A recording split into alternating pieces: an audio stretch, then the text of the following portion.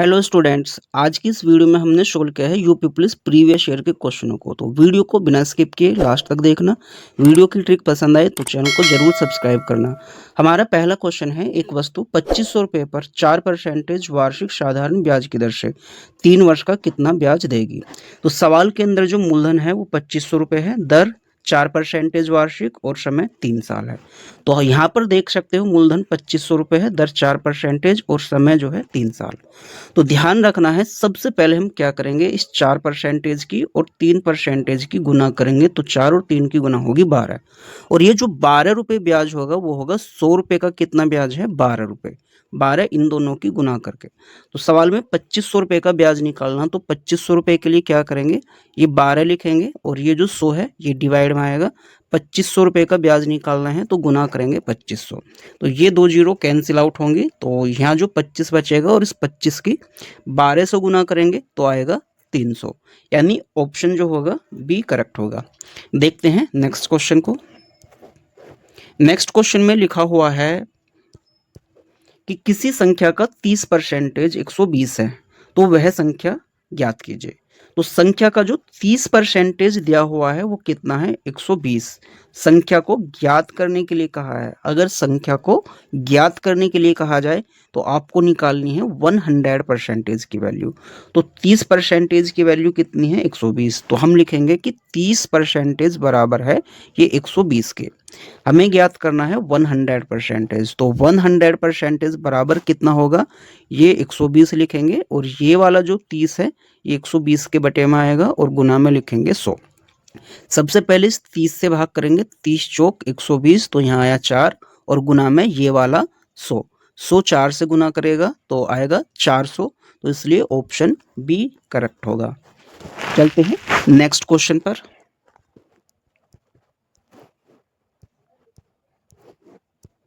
Next question में लिखा हुआ है कि ब्याज दर ज्ञात कीजिए जब 1000 रुपये के मूलधन पर 5 वर्ष की अवधि में साधारण ब्याज 440 रुपये प्राप्त होता है। तो आपको क्वेश्चन में दिया हुआ है जो हमारा मूलधन है वो है 1000 रुपये, टाइम दिया हुआ है 5 वर्ष और इंटरेस्ट जो दिया हुआ है वो दिया है 440 रुपये। ज्ञात क्या करना है, हमें ब्याज की दर को ज्ञात करना है। तो जब आपको ब्याज दर ज्ञात करनी है तो आपको 100 रुपये पर 1 साल का साधारण ब्याज ज्ञात करना है। तो ये जो ब्याज 440 रुपये दिया हुआ है ये 1000 रुपये का दिया हुआ है, तो लिखेंगे 1000 रुपये का ब्याज कितना है, 440 रुपये। इस 1000 रुपये के ब्याज को हमें 100 रुपये का ब्याज बनाना है। तो 100 रुपये का कितना होगा, लिखेंगे 440 बटे में ये वाला 1000 और गुना में ये वाला 100। तो सबसे पहले हम ये वाली 2 जीरो कैंसिल आउट करेंगे, ये वाली और 1 जीरो ये वाली कैंसिल आउट करेंगे, तो बचेगा यहाँ पर 44 रुपये। अब ये जो 44 रुपये ब्याज है वो कितना है, इन 5 साल का है। तो दर ज्ञात करने के लिए इस 5 साल के ब्याज को 1 साल का बनाना पड़ेगा। तो इसलिए इस 44 को 5 से भाग करेंगे तो आएगा 8.8। तो इसलिए 8.8 हमारा यानी ऑप्शन सी करेक्ट होगा। देखते हैं नेक्स्ट क्वेश्चन को। नेक्स्ट क्वेश्चन में लिखा हुआ है, यदि A अनुपात B बराबर 2:3 और B अनुपात C बराबर 4:5 है तो A अनुपात C का मान क्या होगा। ये C डबल बार टाइप हो गया, ये A अनुपात C का मान क्या होगा ये लिखा हुआ है। तो सवाल में देख सकते हो क्या क्या दिया हुआ है। A अनुपात B की वैल्यू दी हुई है 2:3, B अनुपात C की वैल्यू दी हुई है 4:5। हमें ज्ञात करना है A अनुपात C।